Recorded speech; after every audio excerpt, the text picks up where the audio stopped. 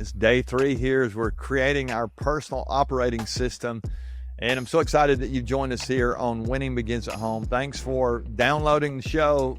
If you've not subscribed, by the way, to the YouTube channel, any of that stuff, if you've not shared with anyone, I hope you'll continue to do that for those of you who are. But if you've not done that before, I hope you'll take that challenge and just pick one person a day and say, hey, check out this podcast. We'll start talking about how we can win outside of work. Yesterday, we talked about vision and mission, powerful statements. And I ran across a quote even after the show yesterday. Joel Barker, he's a futurist. I love this quote that he this was back in the day when he said this, but he said, vision without action is merely a dream.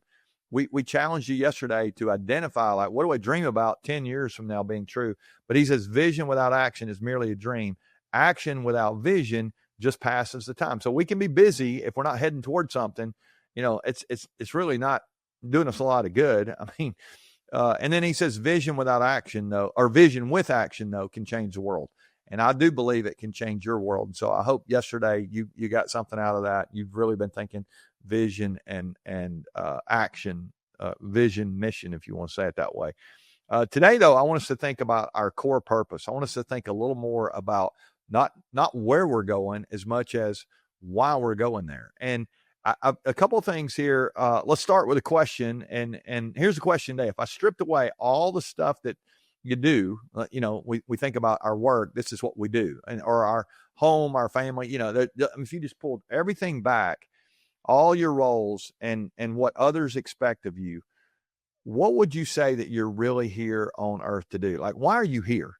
And I ask myself this question sometimes, and it was an interesting. A few weeks ago, I was watching a little bit of a press conference that was around the Open Championship, the golf tournament that happened a couple of weeks ago over in Ireland. And Scotty Scheffler he's the number one player in the world. He was being interviewed before the tournament, and one of the people asked him something about I don't know how it came up, but I just heard this little piece of this press conference. We was talking about his purpose, and Scotty made, I mean, it's like this guy's perspective. There's a reason he's the number one player in the world. His perspective was so good on this. He talked about how that golf was actually just his job. It's not why he's here. I mean, it's great being number one. He's worked really hard for it. It's not like you can just, you know, I've got this greater purpose and it doesn't matter if I work or not. No, you don't get to number one if you don't work really hard. But he said at the end of the day, being number one is not why I'm here. It's really not why I'm here. And in Scotty's case, and really I would say in my case as well, his faith is very important to him, and he understands that he's been given the gift of life and his family and all that. And he even said in the press conference, he said, I'd much rather be a great dad than a great golfer. And he said, if golf gets in the way of my family, which is a part of his purpose, he said, then I'll stop playing professional golf. And I just thought, what a great perspective to have. And some guy said, I mean, I heard this guy afterwards saying, well, it's easy for him to say because he's already won a lot and he's number one. And because he was making this point, he's like, it doesn't matter if I win, it doesn't really matter. It doesn't define me, was the way he said it. And what's true about Scotty, though, was he had this same mindset, this same philosophy before he won it all. So it's easy to sit there and say, oh, it's because you win that you say these kind of things.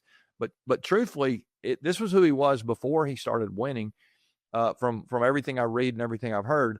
And I know for me, I kind of have some of those same thoughts. It's like, hey, some of the things that happen in my life that, you know, you work on a project, you work on something. I mean, even the book, we're talking about the book that's coming out. That book really doesn't define me. It's a fun thing to be a part of. It's a fun project. But at the end of the day, if I'm not doing the right thing, and if I don't have integrity, if my family's all a mess, and you know, there's just so many, I mean, you would get to think through this in your own life. Like, why are you here? And if we don't honor that and we don't think through that, I think we have a chance to get to the end of our lives, and that's where regret will lie.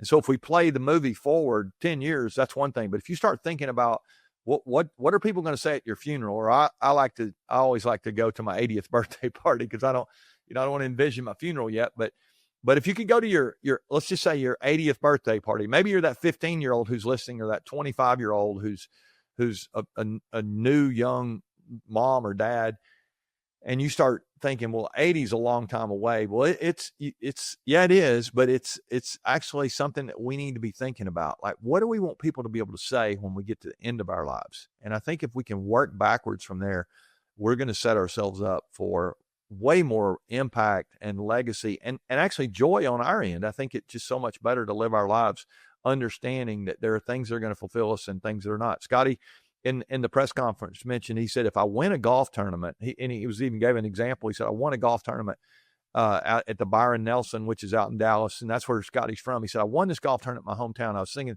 how cool would it be if I could ever win this tournament, if I could get good enough to win this tournament. And he said, and then when I won it, it was great. But like 2 minutes later, I mean, the trophy's great and everybody's clapping and they gave him a big check. I'm sure he loved that. But he said 2 minutes later, my sister's there, my mom and dad and everybody, and my, his wife, Meredith. And he said, next thing everybody says, hey, where are we going to go eat? And then the media is wanting to know, well, when are you going to win this tournament? When are you going to win this tournament? And every week it's just the expectations are just, they're unrealistic, honestly, that other people put on them. And so why would you do that to yourself? Why wouldn't you just instead say, this is going to be my purpose and this is why I'm here. And now I know what I'm trying to do. And so I think this is such a powerful way to think about our lives. Ralph Waldo Emerson, old Emerson, one time he said, the purpose of life is not to be happy. It's to be useful, to be honorable, to be compassionate, to have it make some difference that you've lived and lived it well. And really that would be my hope for you, is that you would begin to think about, this is why I'm here. This is my purpose. And I think if we can get that, it just becomes so powerful when we do that. Here's a statistic that I ran across. This is a study that was published in the Journal of Positive Psychology. It found that people who have a clear sense of purpose live an average of 7 years longer. So maybe I'll get to 87 there if I have a clear sense of purpose than the people who don't. But here's what was really interesting. Purpose isn't about grand gestures, this study showed. It's often found in how we show up in ordinary moments, which is really cool to remind us that we don't have to have some purpose that's not doable. We need to have a purpose that we just show up every day and do the right thing in the right way, treat people the right way, the old golden rule, treat people the way that you would want them to treat you. I mean, I just think there's so much power in there. And so I want to challenge you to begin to think through your purpose. So for me, I remind myself all the time, my job is not my purpose. My books are not my purpose. My podcast, it's not my purpose. Even if I love all that stuff, I do. It's so much fun. I don't create this content. We're not charging you anything to listen to this content. We're doing this because we're trying to, I said it when we first started, this is not about something as much as this for someone. If we think we can help somebody, why would we not get up and want to do that? That's great. But there's a difference between our purpose and our passion. And I think if you can match those up, your passion is, you're all excited about that. But if you can get if you can get excited about your purpose, if you can get passionate about your purpose, it is incredible what can begin to happen. And so how would it look like for you to connect those daily? You maybe in your notebook, you would write down, here's what I need to do today, and here's why I need to do it. And if you could remind yourself, this is why I'm here, I think this is just an incredible way to wake up daily and to live our life. Now, let me say just a couple other things. First of all, I remind myself all the time, my purpose is not about perfection. It really is not. I had a buddy of mine told me one time that we need to make progress. We don't need to worry about perfection. We do need to get better, but progress is way more important than perfection, because none of us are going to be perfect, right? We're all going to make mistakes. We're all a mess, truthfully. What would happen though if we got up every day and we said, I want to grow today. I want to get better today. I think that's pretty amazing. And I think there are really some reasons that we stay stuck in life. And one of them is we just don't have a purpose and a passion that are meshed together. I think if we can get that, we actually now are on our way. And so here's the action step for today. We've been trying to make this as practical as possible. We got the notebook the first day. Yesterday we did our vision, mission statements. Today I want to give you 3 questions, and I want to encourage you to answer these questions maybe in writing today, and not maybe to answer them in writing, to write the answers down. So here's the first question. What problems, now let's start with our problems here, because I think a lot of times our purpose ends up trying to solve our problems. And so what problems do you naturally want to solve? I mean, you just wake up and you think, I want to make that better. that's probably a hint toward your purpose. That's something that resonates in you. We could lay all kind of topics on the table. In fact, some of you a minute ago when I started talking about golf and I gave the example of Scotty Scheffler, you know who that is. You leaned in, you're like, oh yeah, I know that guy. I heard that press conference. That was great. Some of you are going, I hate golf. I think it's stupid. I don't, give me another example. And if we start talking politics, some of you be leaned in. If we started talking politics, some of you going, I'm turning this off. If we started talking mathematics, you're there. And some of you are going, I can't even count, much less, get into calculus. And so I think our passion really is a part of this. And when we can, again, wed those together to solve problems around us. So what are you passionate about? What is it that you want to make better? That's a good way to think about it. And if you would answer that, that'd be helpful. All right. So the second question, what do people consistently come to you for? What do people consistently come to you for? There's a good indicator there that you're probably pretty good at it. If people keep coming to you in this one area for advice, they keep asking you questions about it. They keep saying, hey, can you help me with this? Now, the truth is that may be something you're good at, but it may not be something that energizes you. It may be something that actually drains you. And so if that's the case, you need to pay attention to that. You want to find some things that you're actually energized by, and competency and passion match there, as we talked a second ago. And so, but what do people consistently come to you for? I think there's an indicator that you might want to pay some attention to. And then third question today is, what would you regret not doing if you look back on your life and you never did it? What is it that you're going to regret doing?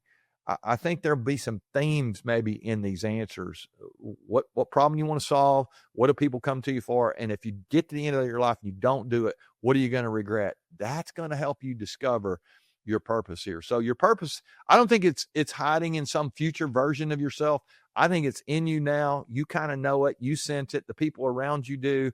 Your heart beats fast when you begin to think about it. And if that's the case, I think it's really waiting to be woven into your story even more than it is. The question is not, what's my purpose? I think the question really is, how can I live out my purpose more fully in the ordinary moments, day to day? I think if we can do that, we really can make an impactful difference in the lives of the people around us. And I always used to say, when we're talking about chasing greatness, chasing greatness is not just about being great. It's helping the people around you be great. So let's do that today. Go find somebody today that you can use your purpose to invest in, to love on, to bless, and however you want to define that. I think it's just so amazing when we think through that. You're really not here for your job. You're here for your purpose. And if your job is your purpose, that's great. But if it's not, let's don't get confused here. Let's make sure that we don't find our fulfillment in our title or our parking place or our stationery. We find our fulfillment really in our purpose. It's not just where we're going and how we're going to get there, but it's why we're going there that'll keep us on track. So let's continue to pedal down the track here. And I think if we do that, we're gonna really have a blueprint in place that'll serve as the foundation for this life that we're trying to build. We'll be back with you tomorrow. I got another a key thing that's got to be in place, I think, if you're going to make the difference you can. And what we talk about tomorrow is going to actually set some of our behavior going forward. Hope you'll join us for that. Love you guys. Remember, winning begins at home.